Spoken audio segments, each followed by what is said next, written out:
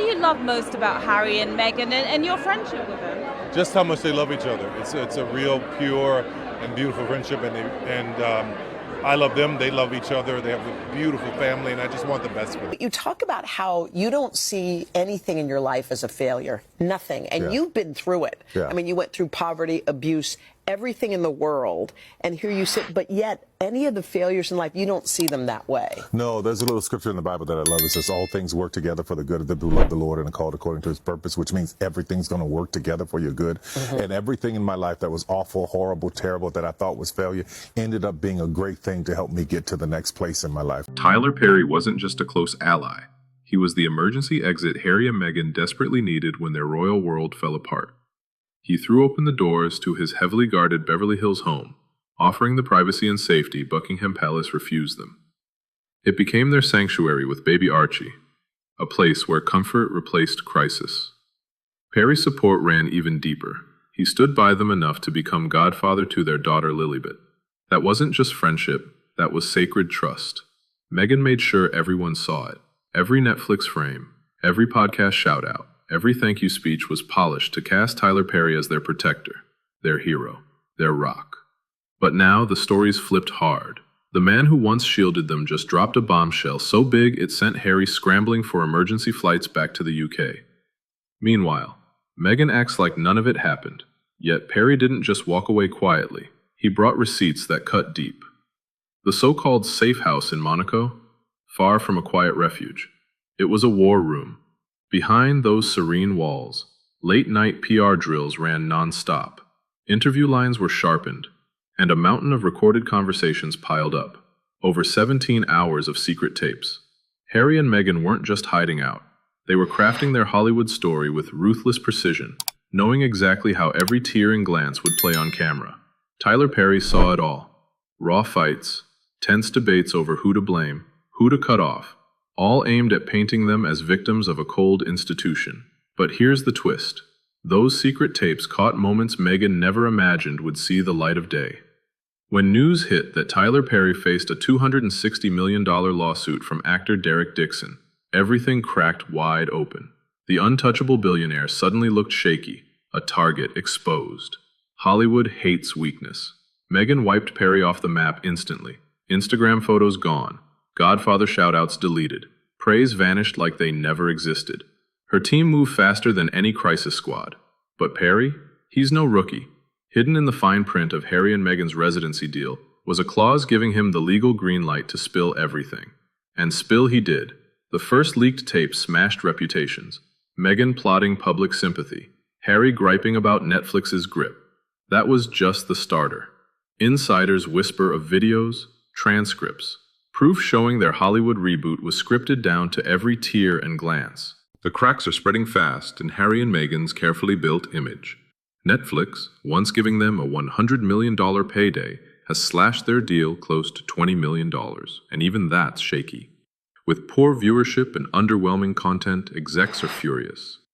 Behind the scenes, the couple scrambling hard, cutting staff, shrinking PR teams, and ditching top crisis managers who once shaped their brand.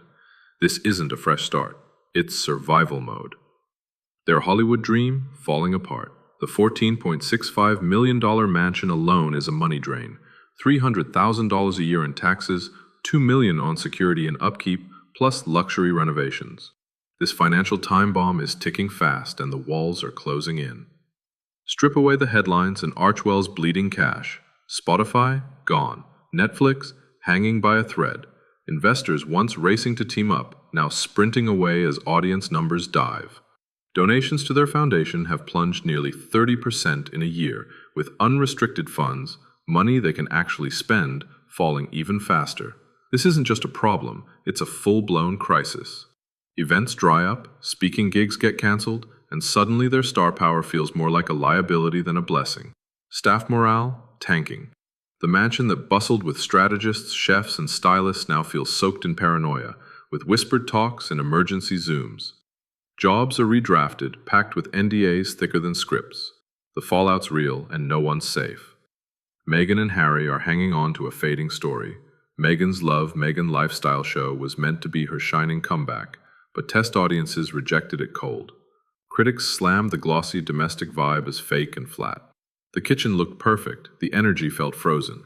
Meanwhile, the big podcast deal with Limonada Media pushed back quietly to next year. Officially, it's all about timing. Unofficially, no one wants to launch a project as their reputation crumbles. The worst sign? Producers and streaming partners are bailing, not over money, but fear of scandal. One Netflix partner dropped a pitch after whispers of Perry's next bombshell. An investor told a colleague straight up, "I'm not touching anything with their name on it."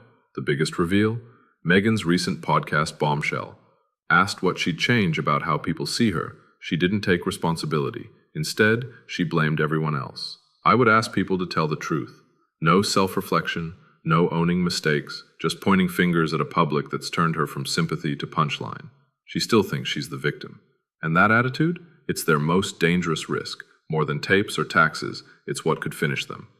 Losing a contract, you bounce back. Getting slammed in the press, you rebuild. But lose connection with reality and refuse to face it, and you're done, especially when your whole empire depends on controlling the story you tell about yourself. Now imagine Tyler Perry holding 17 hours of unfiltered footage ready to burn every frame they've built. Harry's escape was swift, no fanfare. An alias on a private jet, a last-minute UK flight. No cameras, no entourage, just him, slipping away like a man fleeing flames. Because that's exactly what's happening. A 5-alarm fire threatening everything. Insiders say Harry's move wasn't a cool decision. It was pure panic. Right after Perry's first leak, alarms blared loud. Emergency calls flooded to old UK contacts. Not for family talks or healing. This was survival on royal steroids. He's not coming back as a prince. He's coming back as a liability. The same man who burned every palace bridge is now crawling back through the ashes, not to make peace, but to brace for the next Perry bomb dropping. And this time, no PR team will catch the fall. Meghan's still in California, clutching at the scraps of her fading empire. But this isn't just a reputation crash, it's a financial meltdown. Without new deals, the cash flow's dry. The lifestyle they built, the mansion, the security, the staff, the image maintenance. It's a towering fantasy built on shaky ground. One wrong move, and the whole thing collapses. Whispers ripple through industry circles. Foreclosure threats loom large. Monaco neighbors murmur about unpaid bills and a revolving door of staff. An entertainment executive paints the Sussex brand as nothing more than flickering fumes. Another warns it's a cautionary tale of how swiftly a shining image can tarnish. The cruelest truth? For a brief moment, they held it all. Public sympathy, media spotlight, worldwide fascination. Yet, rather than guarding that fragile trust, they chose to monetize it, and now watch it crumble.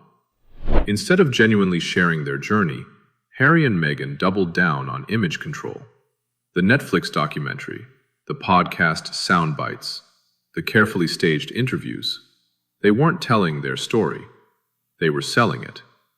Viewers soon realized this polished narrative was a product, not a confession. And over time, people stopped buying the act.